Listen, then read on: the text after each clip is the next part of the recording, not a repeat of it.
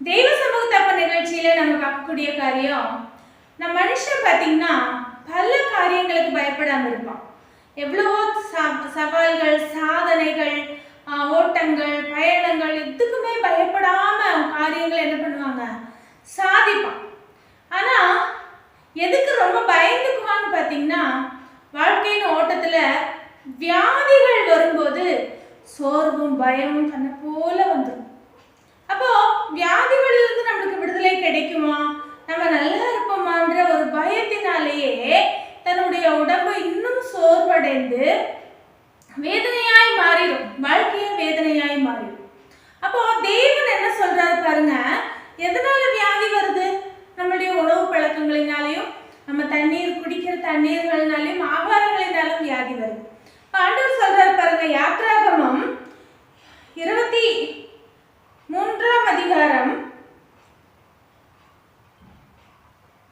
25வது வசனம், உன் தண்ணீரையும் ஆசீர்வதிப்பார், உன் வியாதியை உன்னிலிருந்து விலக்குவேன்னு சொல்லுகிறார். உன் அப்பத்தையும் உன் தண்ணீரையும் என்ன பண்ணுவாருங்களா, ஆசீர்வதிப்பார்.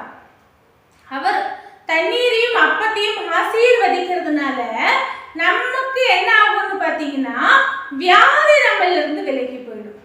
அப்ப வியாதிகள் விலகி போகும்போது நமக்கு தைரியம் அதிகமாகிறதா இருக்கு. அப்போ ஆண்டவர்கிட்ட இருந்து மட்டும்தான் இப்படியாப்பட்டதான ஒரு வார்த்தை நமக்கு கிடைக்கும், உண்மையான வார்த்தை. வியாதி போகும்போது நமக்கு தைரியம் வந்துடும், சந்தோஷம் வந்துடும். எந்த காரியமா இருந்தாலும் என்ன பண்ணிடலாம், ஒரு கை பார்த்துடலாங்கிற ஒரு நிச்சயம் கிடைக்கும். அப்போ தேவன் பார்த்தீங்கன்னா நம்மை அழைத்தவர், நம்மளுடைய சரீரத்தை அறிந்தவர், நமக்கு நல்ல தண்ணீரையும் நல்ல அப்பத்தையும் கொடுக்க அறிந்தவராக இருக்கிறார். இப்போ அதனால நான் என்ன சொல்றேன்னா, எல்லா உணவுகளையும் கண்மூடித்தனமா என்ன பண்ணக்கூடாது, சாப்பிடக்கூடாது. அவருடைய உணவான அறிந்து அவருக்கு பிரியமானதை நம்ம புசிப்போமானா நாம என்ன பண்ணலாங்க, எல்லா வியாதியிலிருந்தும், எப்பேற்பட்ட வியாதி நம்மளிருந்து விலக்கி அவர் நம்மளை பரிபூர்ணமாய் ஆசீர்வதிக்கிறவரா இருக்கார்.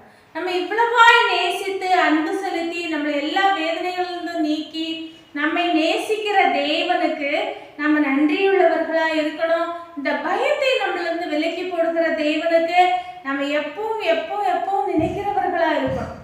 அப்ப ஆண்டவரை நேசிக்க எதுவுமே தடை இல்லை, பயம் வேண்டாம். கர்த்தர் நம்மளை நேசிக்கிறார்.